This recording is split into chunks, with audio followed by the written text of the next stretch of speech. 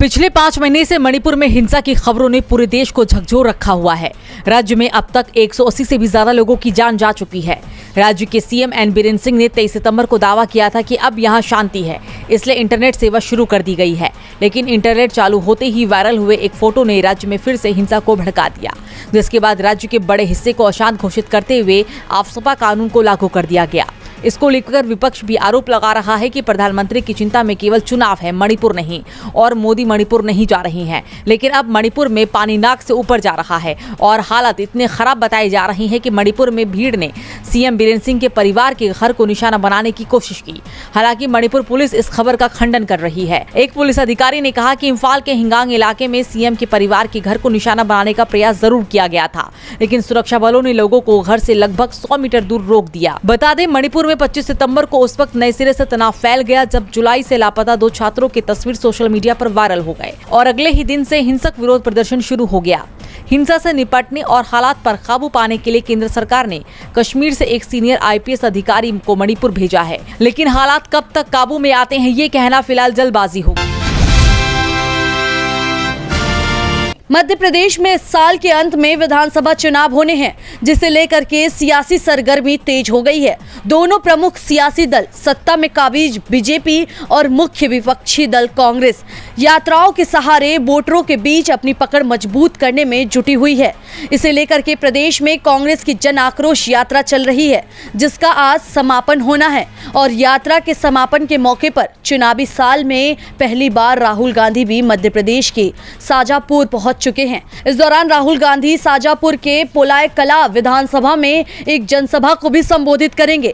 बताया जा रहा है कि राहुल की जनसभा में 70,000 से ज्यादा लोग शामिल हो सकते हैं। राहुल गांधी के साथ पूर्व सीएम और कांग्रेस के प्रदेश अध्यक्ष कमलनाथ, मध्य प्रदेश प्रभारी रणदीप सिंह सुरजेवाला समेत कई पूर्व मंत्री और प्रदेश के पदाधिकारी इस जनसभा में शामिल होंगे।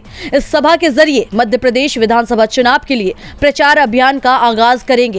चुनावों से पहले यह राहुल गांधी की पहली जनसभा होगी। शाजापुर के पोलाय कला की सभा से राहुल गांधी न केवल मध्य प्रदेश के चुनाव अभियान का आगाज करेंगे, बल्कि उनका फोकस मालवा निमाड़ की सीटों पर होगा। चूंकि 2018 के चुनावों में कांग्रेस को सत्ता तक पहुंचाने में इस इलाके में महत्वपूर्ण भूमिका निभाई थी। इसके अलावा राहुल ने जब भारत जोड़ो यात्रा निकाली थी, तब वे मध्य प्रदेश के इसी इलाके में सबसे अधिक पैदल चले थे।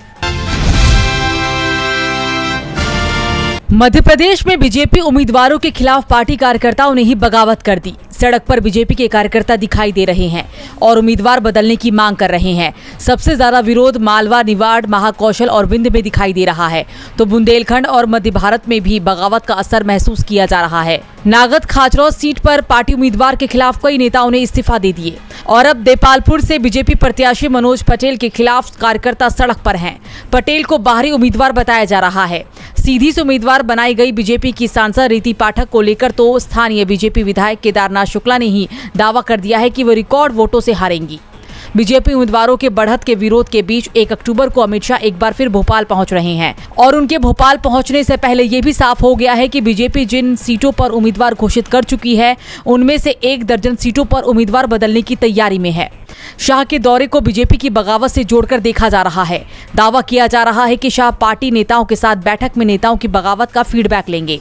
ये भी देखेंगे कि जो उम्मीदवार जिस विधानसभा क्षेत्र से उतारा गया है, वहां की जनता उम्मीदवार के संबंध में क्या सोच रही है। अगर उम्मीदवार कमजोर है या फिर जनता के बीच उसका जबरदस्त विरोध है, तो उसे बदला जाएगा।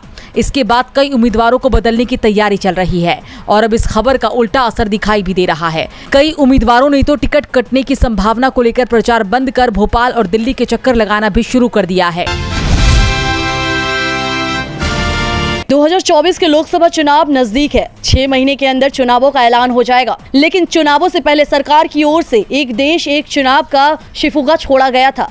पूर्व राष्ट्रपति रामनाथ कोविंद की अध्यक्षता में एक टीम भी बनाई गई थी। लॉ कमीशन से भी रिपोर्ट मांगी गई थी। दावा किया गया था कि साल 2024 के लोकसभा चुनाव से पहले वन नेशन वन इलेक्शन को लागू किया जाएगा, लेकिन अब लॉ कमीशन ने साफ कर दिया है कि सरकार कुछ भी सोचे, लेकिन 2024 में वन नेशन वन इलेक्शन संभव नहीं है। यानी 2024 में एक साथ लोकसभा और विधानसभा चुनाव नहीं होंगे। लॉ कमीशन की रिपोर्ट विशेष रूप से केवल लोकसभा और विधानसभा चुनावों से संबंधित है। लॉ कमीशन ने बुधवार को अपने सदस्यों के साथ एक देश एक चुनाव सहित 3 मुद्दों पर विचार करने के लिए बैठक बुलाई थी। इनमें से एक राष्ट्र एक चुनाव मामले पर कई पेच बताए गए हैं, साथ ही कुछ मामलों पर सर्वसम्मति भी बनाई गई। आयोग के अध्यक्ष जस्टिस ऋतुराज बैठक को लेकर के बताया कि हमने एक राष्ट्र एक चुनाव को लेकर के चर्चा की, लेकिन इस मुद्दे पर कोई ठोस नतीजे पर नहीं पहुंच पाए हैं। लगता है अंतिम रिपोर्ट भेजने से पहले और बैठकें होंगी। दावा किया जा रहा है कि एक साथ चुनाव के लिए संसद को संविधान और जनप्रतिनिधित्व कानून में कोई संशोधन करने की जरूरत है।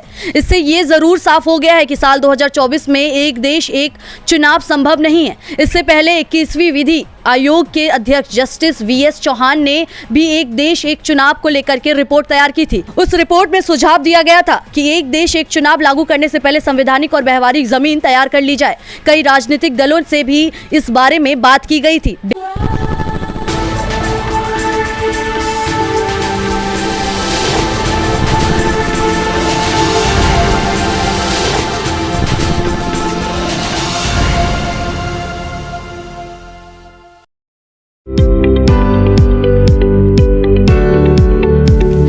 पठान, जवान और अब डंकी। शाहरुख खान एक बार फिर से बड़े पर्दे पर जलवा बिखेरने के लिए तैयार हैं। इसी साल दिसंबर में फिल्म के रिलीज होने की उम्मीद है। हालांकि अभी तक इसका ट्रेलर सामने नहीं आया, पर डंकी तमाम वजहों से चर्चा में आ गई है। फिल्म का डायरेक्शन राजकुमार हिरानी करने वाले हैं, जिनके एक ट्वीट का सोशल मीडिया पर काफी बज़ है। इसके बाद ट्रेलर को लेकर फैंस की एक्साइटमेंट 7वें आसमान पर पहुंच गई है। शाहरुख खान अपने फैंस से जुड़ने के लिए आए दिन ट्विटर पर आस्क SRK सेशन करते रहते हैं। फैंस भी इसका बेसब्री से इंतजार करते हैं। वहीं हाल ही में किंग खान ने आस्क SRK में फैंस के कई सवालों के जवाब दिए। इसी दौरान डंकी के डायरेक्टर राजकुमार हिरानी ने भी आस्क SRK सेशन में एंट्री ली। उन्होंने इस दौरान डंकी के ट्रेलर को लेकर हिंट दे डाला। राजकुमार हिरानी ने लिखा, सर जी बाथरूम से बाहर आ जाओ, क्या कर रहे हो, ट्रेलर दिखाना है। इसके जवाब में शाहरुख ने लिखा, आ रहा हूँ सर, दोस्तों से बात कर रहा था, क्षमा करें बॉयज एंड गर्ल्स, अब जल्दी करनी होगी वरना डंकी से निकाल देंगे। आप सभी का अपना समय देने के लिए धन्यवाद। बहुत जल्द आपसे सिनेमा घरों में मुलाकात होगी। आप सबको प्यार। आपसे बात करने के लिए इतना कम समय है। इस ट्वीट के बाद डंकी को लेकर फैंस की एक्साइटमेंट 7वें आसमान पर है। और भाई हो भी क्यों ना, भाई 4 साल बाद शाहरुख ने पठान से वापसी की, जिस पर दर्शकों ने खूब प्यार लुटाया। और हाल ही में जवान पर भी दर्शकों का प्यार यूं ही बरकरार रहा। तो अब बस फैंस को डंकी का इंतजार है।